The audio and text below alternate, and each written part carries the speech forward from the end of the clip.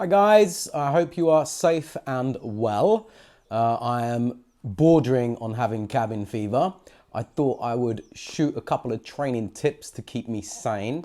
So, very common issue, I get questions about this all the time, is getting dogs back in from the garden. Obviously, the garden is a really fun place to be. There's lots of smells, things to dig, things to chew. So it can be problematic. I know when I let the dogs out first thing in the morning, I'm sure my neighbours wouldn't appreciate me in my underpants going around the garden trying to get the dogs in. So it's quite handy that they come in of their own accord.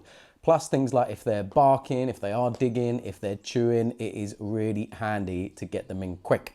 So my little tip, all you're going to need is some food. You could use their diet if you wish, if you're feeding dry food, or you can use some treats. You're just gonna have a little Tupperware, whatever you got knocking about the house, a jar, something that you can put some kibble in is gonna make some noise when you shake it. And all you're gonna do over the next couple of days, just randomly, preferably when they're near you, you're just gonna shake it and then just feed a treat. Shake it, feed a treat. So what we're just gonna condition is when I hear this sound, it predicts something nice.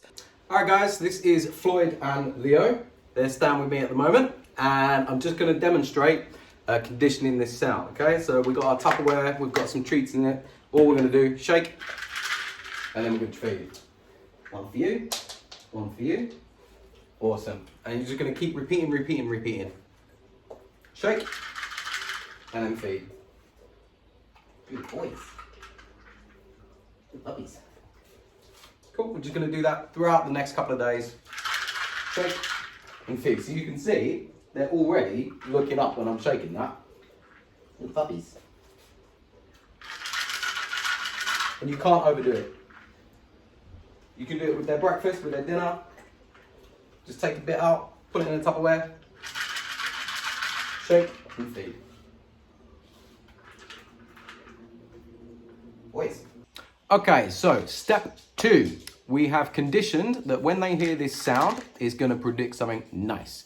We've been doing that in the home multiple times. We have not tried it when they're in the garden yet. So step 2, when they're in the garden and they're not doing anything, they're not barking, they're not digging, they're not chewing, you're going to shake it. If they come, they get a treat. If they don't come, please don't stand there. Keep shaking this until they do come in, because it will eventually mean nothing to them. Go back to step 1. All right, so try step 2. So the dogs are in the garden. They're not doing anything. We'll see if it works. Good. We got 1. We got 2. Awesome. Didn't say come, didn't say their name. All I'm doing is shaking. If they come, they get a treat. If they didn't come back at that point, that's okay.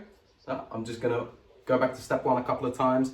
That and treat just when we're in the home. Okay, so try. Step 3 is when they are doing something naughty in the garden and you want them in. So for example, with Floyd or Leo, if they're barking, I obviously want them to stop that and come in. So then I'm gonna shake this and see if they come in. So step 3 is when they are doing something potentially undesirable, can you get them in? If you can't, do not worry, just go back steps, have a go.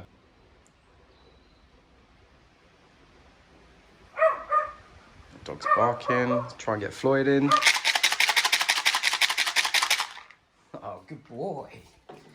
Yeah, good lad. Good puppy. Oh, good boy. Well done, Leo. Yeah, good puppies. And there you have it. Nice recall in from the garden, even when the dogs were barking. It's such a useful thing. I think my neighbours are thanking me for training the boys that over the last few days. As I said, it's taken us a couple of days to get to that point.